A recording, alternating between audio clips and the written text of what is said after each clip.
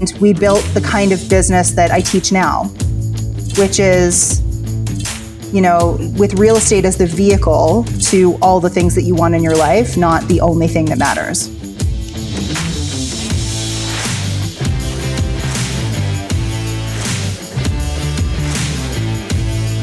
So the question is this: how do most agents find the secrets to succeed in today's competitive real estate market, especially when the top agents are keeping those secrets to themselves? That's the question, and this podcast will give you the answer. Hi, I'm Aaron Amuchastegui, and welcome to Real Estate Rockstars.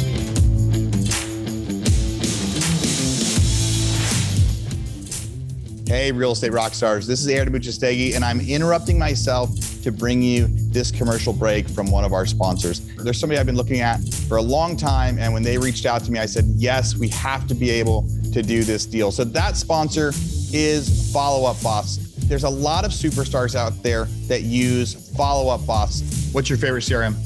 We're using Follow Up Boss. We use Follow Up Boss. So we use Follow Up Boss. I love Follow Up Boss. I love it. We have action plans now for bringing on new agents. We have action plans for our recruiting.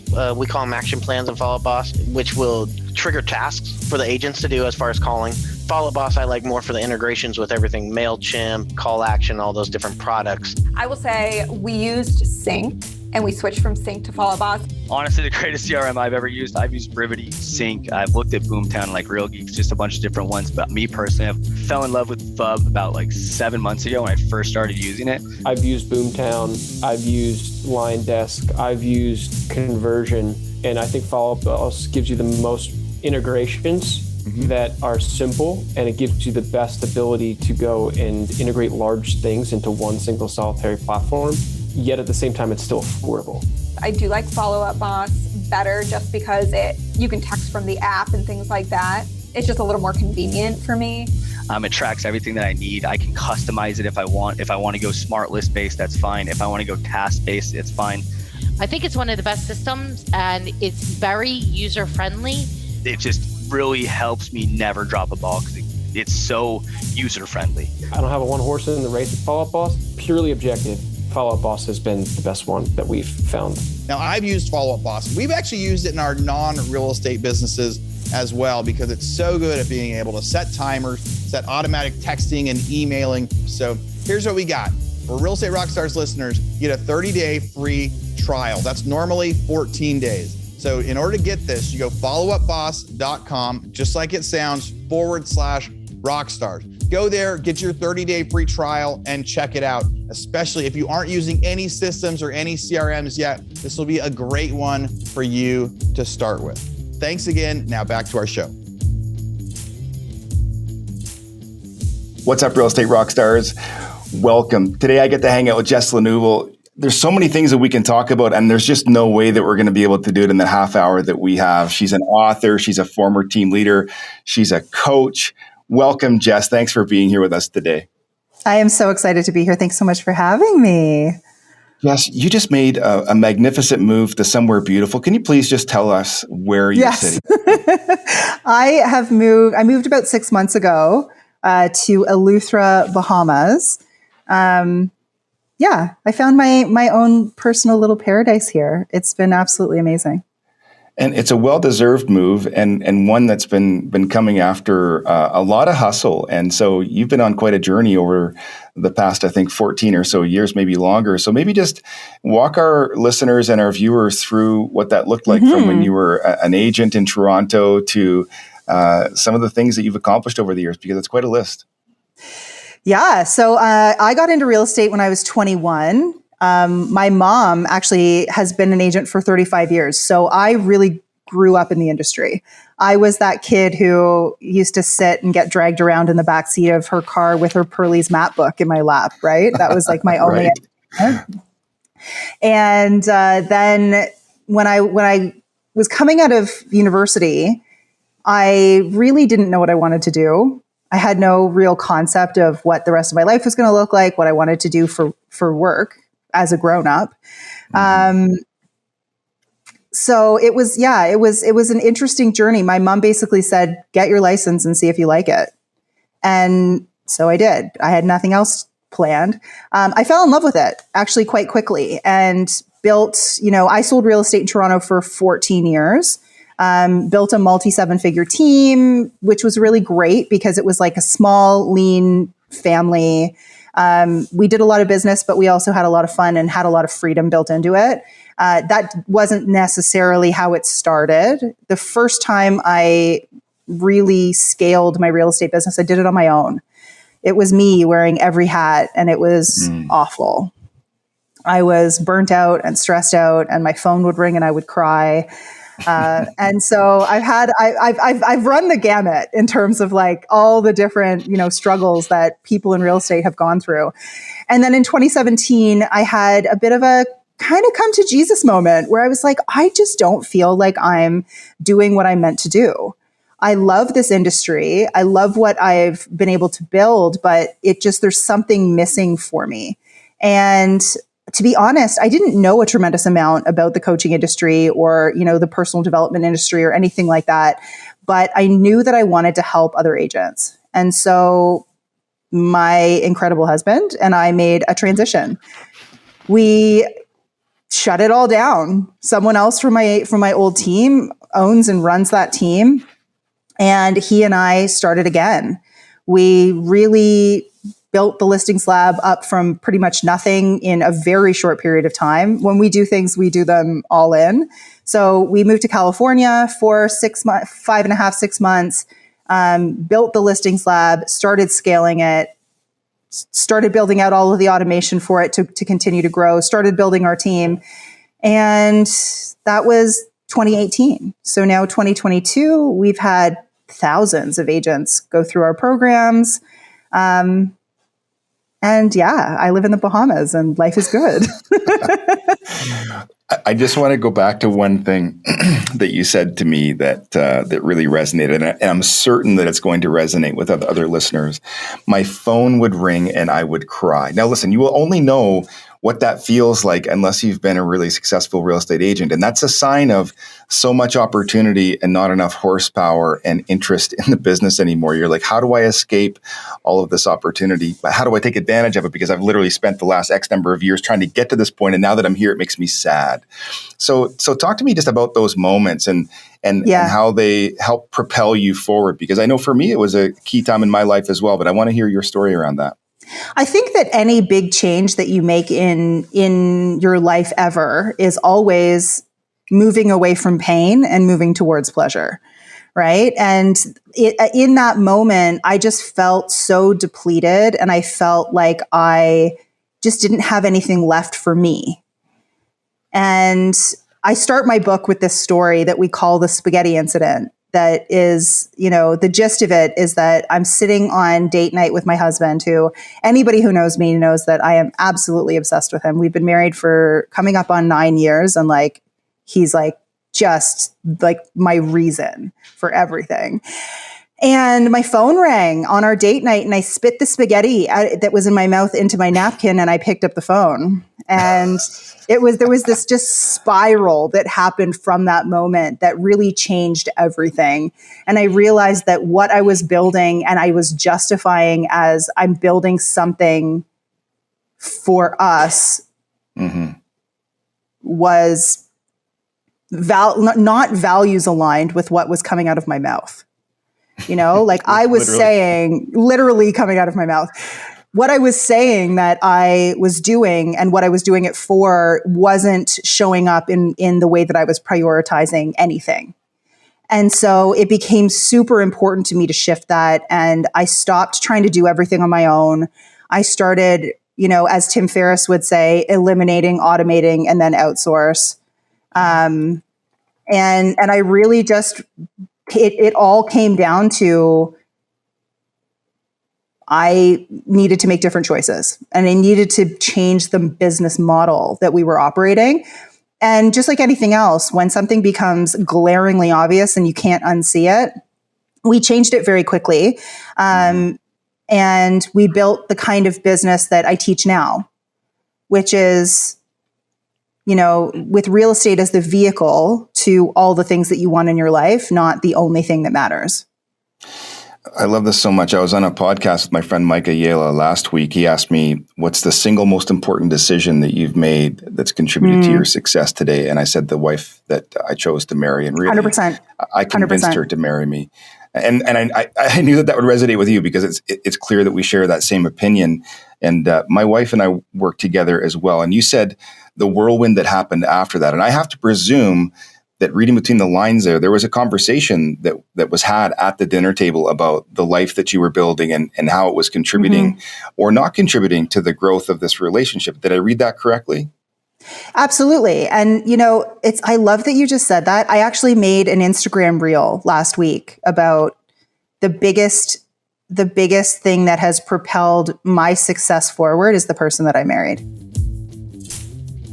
Real estate rockstars, this is Aaron Muchastegi for a quick commercial break, but I think you guys are going to think this is super cool. I recently got to interview Pavan Agarwal. He is the founder and CEO of SunWest Mortgage Company, and they have this really cool thing I want to share with you called Morgan. After years of development, SunWest Mortgage Company, a national leader in mortgage originations and servicing, has launched the newest iteration of proprietary AI platform, Morgan. SunWest's novel application of open ledger technology is groundbreaking and will redefine how real estate sales are transacted.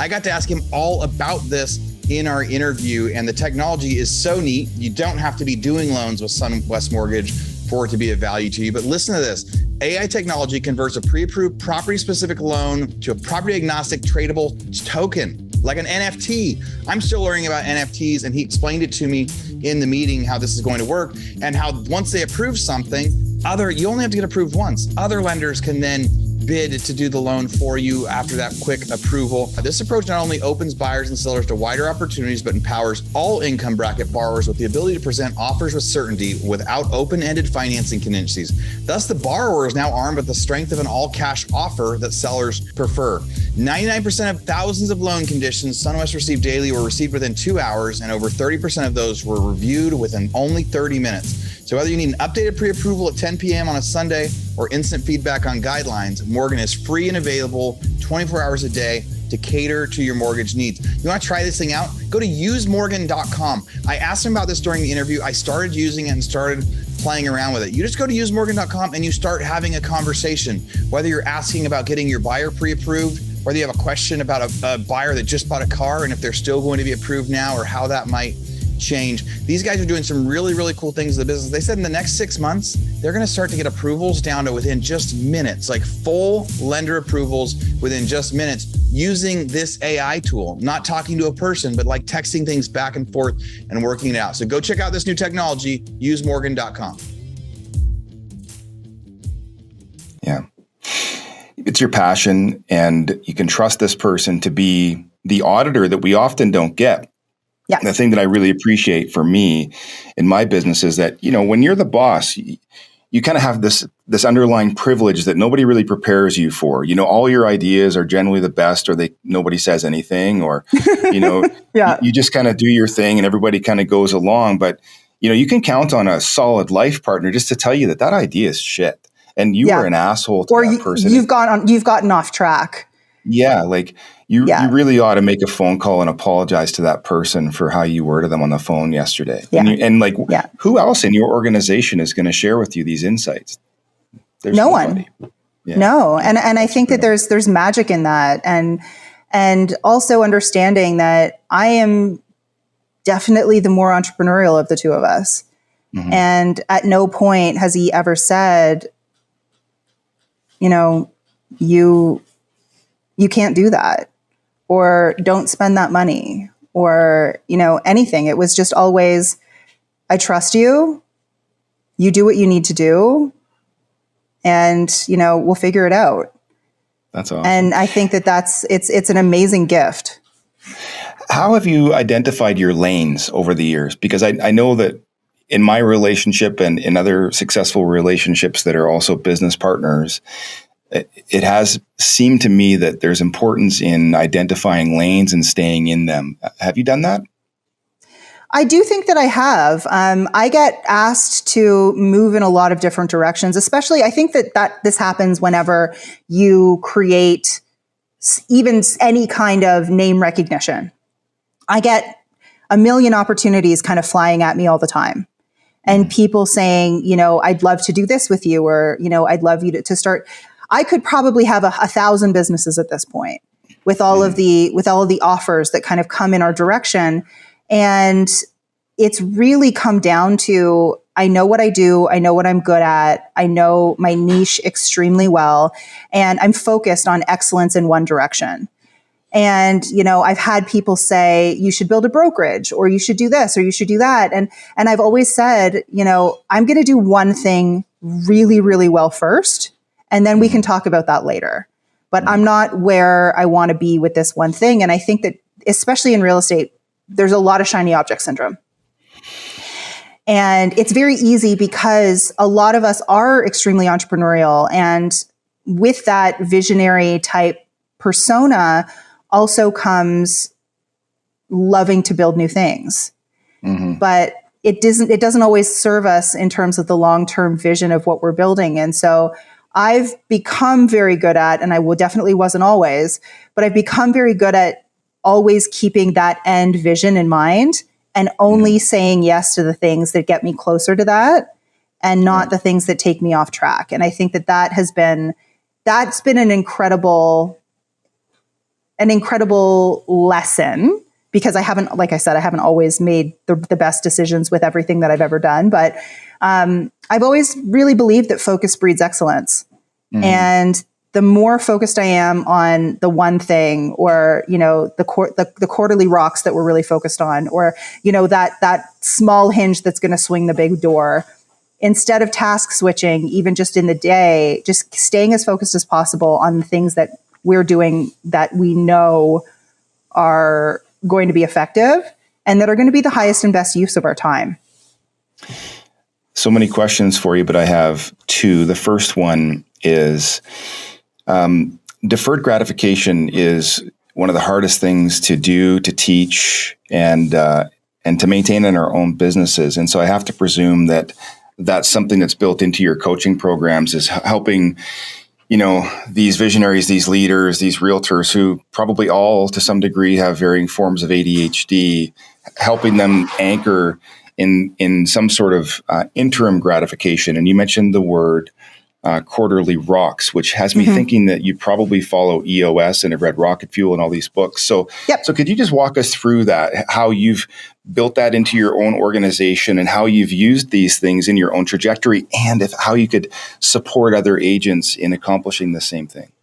Well, I'm a really big believer that if you don't know where you're going, you will never get there. And so everything that we do is 100% focused on, not only for our business, but also in terms of the people that we work with. What is the end result? Where are you going? And then everything can be reverse engineered from there, right? And so it really comes down to making sure that agents don't end up 5 years down the road thinking, how did I get here? This isn't the business that I wanted. And a lot of that comes down to not planning, or not being clear on what the vision, whether it's 5 years or 10 years down the road, and not reverse engineering it, and not making every single decision, is this in alignment with getting me closer or further away from what my ultimate picture of what things are going to look like is that where we're going? So, even with us, we are really, really focused on, yes, we do the 10-year, 3-year, 1 year, and then the quarterly rocks. I love the idea of quarterly rocks because it's so easy to sit down and say, okay, what do we want to get done this quarter, and have 30 things on the list. Right. And yeah, we may have 30 things that we would love ideally to do. And then what most people do is they just start kind of banging them out in order instead of actually really prioritizing. The way that quarterly rocks really works well for us and with the agents that we work with is the way that Gino Wickman, he describes it, is like you have a jar. And if you put in your 2 to 3 rocks, your non-negotiables, into the jar first, then all of the other mud and sand and water and all the other stuff will come in and fit in around it. If you don't put those rocks in first, then they won't fit. And so really at the end of the day, if those rocks get accomplished every quarter, it's a win. Right. Whether the other 27 things got done or not, those were the 2 or 3 priorities that were going to have the most impact in terms of moving the needle in the direction that we wanted things to go. So I think sometimes what we do is we overwhelm ourselves with, there's too much to do, I don't know where to start. I really love the idea of, well, let's just do the things that absolutely have to get done, and then everything else is gravy. It'll get done. It'll come along for the ride, won't it? Yeah. Yeah. I love this awareness that you have around the strengths and weaknesses of people in the industry, regardless of where they are in their businesses. Because I think there is this misconception that just because a person has built a large team and is doing a lot of production, that they already have EOS built into their organization, or that they already have their quarterly rocks, or that they have some massive system for implementing. I know for years personally, I just kind of triaged by adding hours and solving problems and putting big fires out. And periodically I'd have a chance to work on the business, and, that'll work to a point, but it doesn't really help scale massively. And interestingly, to your point, the questions that I was being asked when I was working with coaches over the years was really like, hey, Courtney, what do you want to do right now? And so when you think of it from the context of a person who's completely disorganized and doesn't have a clear vision and doesn't have their rocks set, that's actually the wrong question. Yeah. You've got to go back even more foundationally, despite the fact that at that point I might have been doing 300 or 400 transactions a year. You still need to go back and ask these people, like, okay, let's not talk about the next widget. Let's not talk about even your leadership style. Let's not talk about your recruiting methods. Let's actually talk about how we're going to measure success. How will we know in 12 months' time that we've knocked some things out that needed to be done, recognizing there's other things that are just going to happen along the way that you might have been too uber focused on. So I think it's just really important that you're asking these questions, and a sign of the sophistication of your program. That's fantastic. It's really, I think, what sets us apart is we also don't assume that success looks the same for every person. And I think that that's something that we see so often, is this cookie cutter approach to this, every single person should have a team that looks exactly like this, or every single person should have these systems and this idea of like what the metric of success looks like. And that's not the case for each person. We have people in our programs who want to sell their business in 3 years and they want the highest valuation. We have other people who want to, run a multi-7-figure business and profit and be out of production. We also have other people who want an 8-figure a year business and want to be the dancing bear and want to be a celebrity within their marketplace. And all of those 3 things are very different when we come to build. And so it really comes down to being clear and having that clarity in terms of what are you building? Why are you building it? Is it truly what you want? And then moving backwards from there. And I think that becomes, that kind of becomes your guiding lighthouse in terms of what you're building and where you're going. And that can change, of course, but I just think that there's so many people who are only thinking 2 deals ahead, or only thinking a quarter ahead, as opposed to looking at the big picture and being able to break it down into manageable chunks. That's really true. I'm surprised by the number of people that I speak to, and I ask them the question, how we'll measure success, right? Yeah. And then a lot of times it's around production. There's some kind of improvement in production, over the next 12 to 18 months, let's say. And then we ask them specifically what changes they have set out in order to accomplish those goals. And really there is no roadmap. And ultimately what that comes down to is, I plan to work harder, get luckier, and hope that the market improves. Yeah. Right? I'm going to just double down on the things that I've already been doing. Mm-hmm. And you and I both know that, more of the same gets you more of the same. It doesn't get you something different. And people are often looking for something different. And that just requires a different approach. It requires different questions. It requires more challenging questions. And a lot of times it requires personal change. And I think that's the thing, agreed, in my experience, that people really haven't unpacked for themselves. Is like, it's not a matter of doing things so differently. It's actually a matter of being a different person, deserving of this type of success that we're seeking.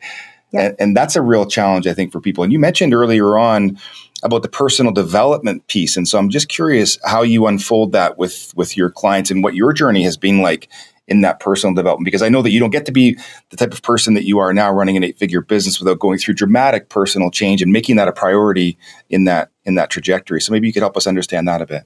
Yeah. I mean, I think that there's been a lot of introspection that has come with all of this, and a lot of personal prioritization.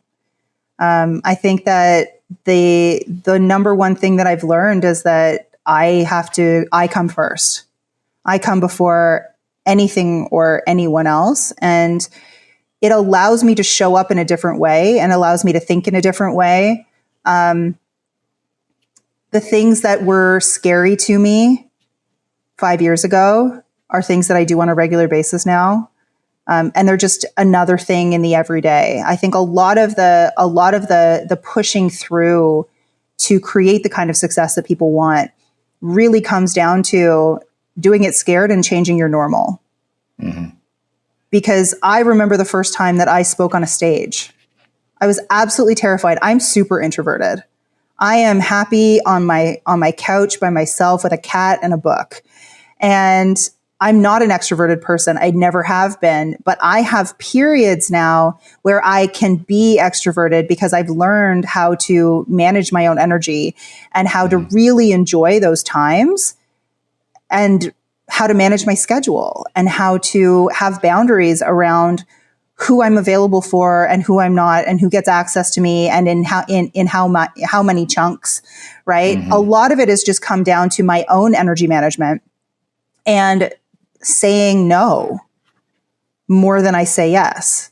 And a lot of it has really been through my own just kind of self-exploration. I journal every single day. It is something that I have found has been better than any therapy I've ever paid for. It's really been an absolutely life-changing part of what I do. I know that there are people who are going to say, oh, you've got to read the Miracle Morning and you have to get up at 5 a.m. every day and you've got to do all of these things. I've tried pretty much everything. And everything that I've ever tried has always come back to, I need to sleep. I am not a 5 a.m. person. I need to take care of myself in the hours that it makes sense to. And I need time alone in my journal daily.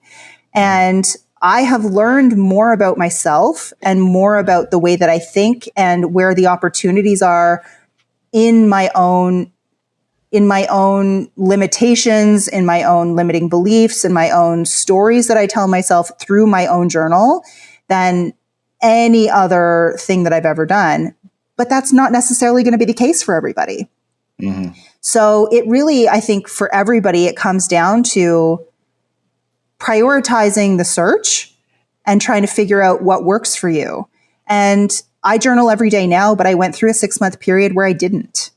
Mm-hmm. And then I felt called back to it. And a lot of it just comes down to listening to what your needs are. Mm-hmm. Not interpreting fear as a red light, but as a yellow light. And figuring out what it is that you want and who you have to become in order to have what you want. This is amazing.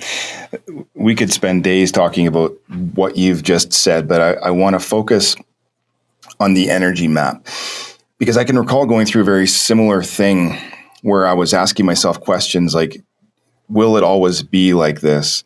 I don't want to feel like this. How do I do more of this and less of this? And then shifting my thought pattern around, like, it's not necessarily those things being bad. It's just Courtney Atkinson's energy in association to those things. Yes. And so let's first of all just pay attention to the energy map in the day, the energy map in the week, the energy map as it associates to different things in the business. Accept that all as being perfect without judgment, but try to find ways to make improvements, either by letting some things go, by doing a better job dealing with certain things, hiring out, doing whatever, and then also doing this personal work around trying to just feel better in the moments around all that stuff. And I think that's and for me, because of children and so forth, I am that, early morning person, but the advice I give folks is to do exactly what you just said, which is like, pay attention to your energy, sleep whatever you want to sleep. If you're going to sleep from midnight to 8, if you're going to sleep from 2 a.m. to 10, whatever, get your 8 hours. Yeah. Make sure that you know where you're in peak energy so that you're doing your hardest work during those times. And then if you've got some really easy stuff that you just know is going to get done, find it, in the afternoons when you're half sleepy or whatever. And you just, it's going to get done because you kind of like it and it's low vibe. Eat the frog. Exactly. Yeah. So easy, it makes me think of Arianna Huffington. She she's such a great example of prioritizing herself. She will leave. She goes to bed at the same time every night. And it doesn't matter if she's at a gala or if she's like being given an award. She's in high demand. She knows and she leaves. She's like, oh, I've hit, like, this is the witching hour. I'm going. And everybody just knows that of her. I think she goes to bed at 10. And so she'll go to an event and she'll do her thing. But even when they're scheduling, like if she's speaking at like an evening dinner or something, she always speaks at the beginning because they know that she's going to leave at 9. That's cool. And it's a well-known thing. And she's set that boundary in such a strong way because it's what actually serves her. And I think in real estate, especially, we have a tendency to be incredibly reactive. And that reactivity really doesn't serve us in terms of us taking care of ourselves and being the best version of ourselves on an ongoing basis, especially in the long term. And I remember being 21 and this agent that I looked up to said to me once, every single phone call that you miss could be $10,000. And it was such a toxic thought that was put into my head. And I struggled with it for years. And now what I've done and what we teach is how do you set expectations with your clients, with your prospects, with your team, so that people understand that there is no such thing as a real estate emergency. Yeah. And that you being at your best benefits every single person. Right. In order to act on that, there's some very foundational pieces, though. There's moving to a state of abundance out of scarcity, which you know can take years to really believe, right? Yep. And then there's the state of being where you feel like you actually deserve to have some control in this, which for many of us who are born pleasers and who became great in this business because we were willing to do whatever it took to have people love us and regard us and revere us and want to expand our circle of friends so that we could have more of that jam that made us feel so good. It's really a matter of like flipping the switch and saying, wait a minute, like I need to have a bit of control here. And in order to actually feel respect and love, I need to put a little bit of a box around me, my life, and how I'm going to fill that box up with the things that really mean something to me. And that's a big shift for a lot of people. And so I want to just honor you for going through that transitionary time because I know how difficult it is.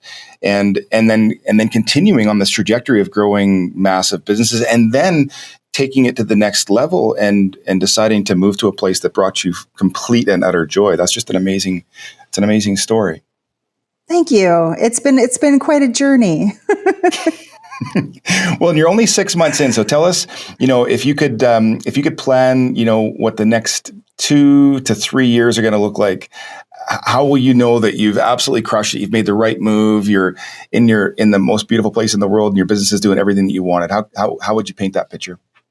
I mean, really, that's something that we are actually currently working on, which is like the next 3-year vision, because my 3-year vision that I created like just over a year ago has already come to fruition. So we're already there. I don't have a situation where I have a tremendous amount more that I'm kind of going after personally. I feel very at home here. I feel very connected to the community here. If anything, I really think that I would like to be spending more personal time on a boat that I don't own yet. And really kind of finding some hobbies that are unique to here. I'm in the exploring, in kind of like the time of exploration. I'm trying to figure out, like, am I going to be a surfer girl in my 40s? Or am I going to, like, what are some things that I actually genuinely really love to do that I can do anytime I want here, that, previous Jess from this other life didn't have access to. I just want to underpin something here because I think something that so many of us need to hear is that you're not talking about doing less in your business, but you're taking your focus off of that. And you and I can both be assured that in 3 years' time, your business is going to be significantly bigger. But that doesn't have to be your focus. You can accomplish that by placing your rocks in your personal life and looking introspectively and building the hobbies that maybe you haven't had the time or energy to do before. And I also have an incredible team that I can outsource outcomes to, right? I'm not just giving them tasks to do. I can say, okay, great. I'd like you to generate 25% more business with the same amount of ad spend. Go forth and conquer. And it's up to them to figure it out and to come back to me with solutions because of the type of team that I have and the way that the structure of the business is set up. It's not 100% on me now anymore to solve every problem. That's incredible. And those are great words to finish on. I know that you've got a hard stop, Jess. So let me ask you this question. I'm certain that our viewers and listeners are going to want to connect with you. How can they best do that? Probably my Facebook group. So I have a Facebook group called the Listings Lab Method for Real Estate Agents. There's about 28,000 agents in that group. That would be number one. Number two would be my book, which is called More Money, Less Hustle, Becoming the 7-Figure Real Estate Agent. And it's available on Amazon. Cool. Jess, this has been a magnificent time hanging out with you. Thanks so much for imparting your wisdom and sharing your story with us. We look forward to circling back with you and seeing Jess the surfer girl, Jess the basket weaver. Whatever it is. Jess the mayor of your community. I don't know if that's going to happen. Thank you so much, Jess. Have a great day. Take good care. Thanks, you too. All right. All right, real estate rock stars. This is Aaron Muchastegui jumping in again to thank you for listening to the show. Hopefully you guys loved listening to that one. And I want to make sure that you know about all of the extra resources that we have. And also, we need your help. They say podcasts are free. You get to listen to podcasts for free. But what is the cost of that podcast? I would say if I could beg you to pay anything for that podcast, I would say the cost of the podcast is going and giving a review. So whether you download it on Google or Apple or YouTube or anywhere else, please go give us a review. Say what you liked, what you didn't like. It helps us get better guests. The more reviews, the higher we get in the rankings. Right now, we are the biggest podcast out there for real estate agents, and we want to keep that spot because we know there's lots of podcasts out there. So go give us a review. Also, be sure to go to hibandigital.com. If you liked any of the resources that those real estate agents talked about, we've got a huge video vault of those resources for free. Every penny that comes on the podcast that we interview, they give us something that helps them get their deals or helps them work with their clients. And we put that in the toolbox in our vault for you. So go to hibandigital.com and you can get it. If you're looking for real estate education, go to rebusuniversity.com. We have all sorts of courses in there to help agents succeed in real estate, how to get the listing, how to negotiate deals, how to become an investor, all sorts of different stuff, rebusuniversity.com. And if you want to chat with me, go find me on Instagram. And if you come find me on Instagram, you can send me messages. Tell me what you want to hear. Tell me what you liked, what you didn't like. We try to put a bunch of content out there too. You can find me in 2 different places. It's at rerockstars.com for our Real Estate Rockstars page, or at aaronandmuchastegui.com for my personal Instagram page, where I can chat with you about all sorts of different things. Thanks for listening. We'll see you again soon.